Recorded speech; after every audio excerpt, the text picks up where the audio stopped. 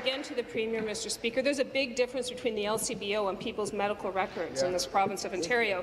And it's not just New Democrats that have these concerns. On Thursday, the Ontario Medical Association wrote to Ed Clark saying, "We are particularly concerned to read in media reports that the government may be seeking to monetize this data-gathering ability for profit. Will the government rule out privatizing people's confidential medical records?"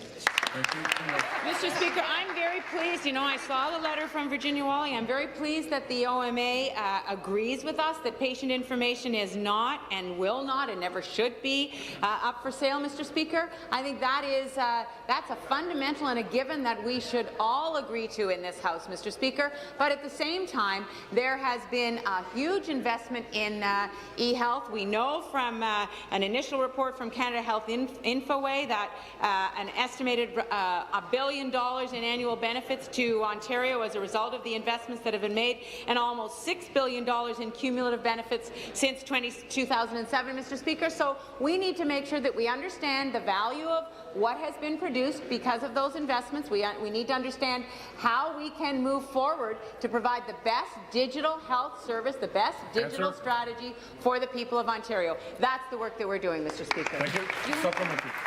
Thank you, Mr. Speaker. You cannot blame the people of this province for having serious trust issues when this government starts talking about privatization.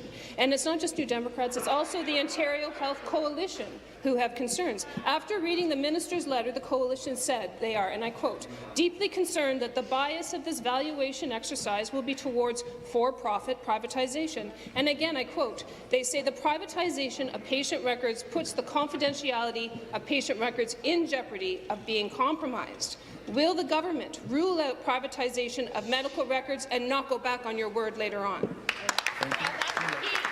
Mr. Speaker, I've done that. I have ruled that out. I've said that, you know, we agree with the member opposite that patient information, people's health information should never be compromised, Mr. Speaker, and we agree with the OMA that patient information should not be up for sale.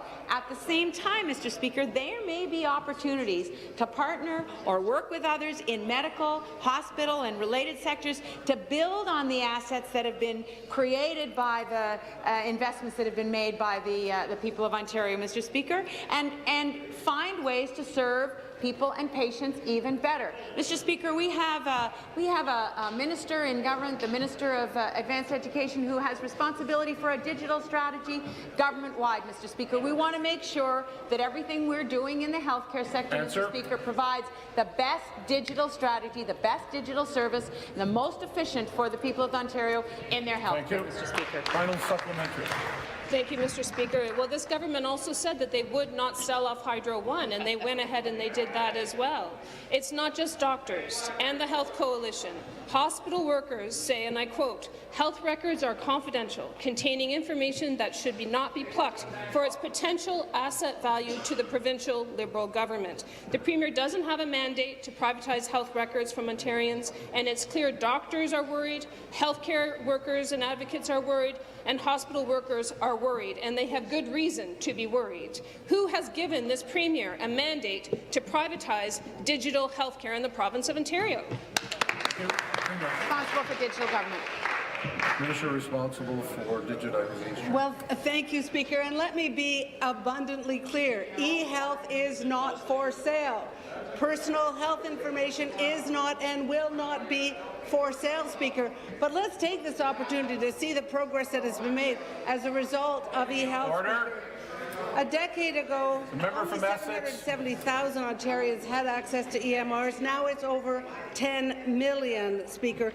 Trauma patients have access to neurosurgery 24 hours a day, 7 days a week. Telemedicine, remote clinical consultations are over 500,000 each year, Speaker. People are getting the care they need where they are, where they live, not where the physician is, where the specialist is. Speaker, OLAS, almost 3 billion lab results, 9.5 million Ontarians. E-health has made a profound difference in the healthcare, and we need to make sure we're doing it to its max, Speaker.